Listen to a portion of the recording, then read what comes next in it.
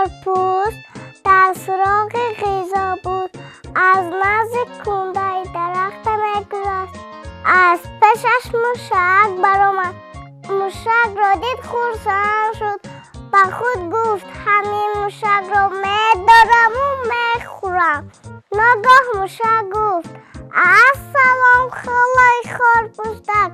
السلام جواب داد خرپوست. موشک گفت مرحمت به خانه من نمایید. من این روز دو روز دارم. یک کف گندم بیرون خود روید. خرپوست این را شنیده به خود گفت این موشک با عقل و با آداب است.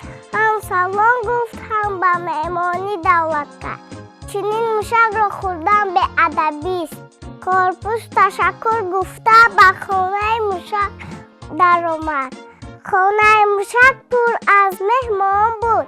خرپوست با مهمان ها تا بگاه ضیافت خورد. اگر خواهید که درباره این افسانه یا دیگر افسانه ها بیشتر دانید از مادرهایتان خواهش کنید که از کتاب افسانه ها برایتان خواند.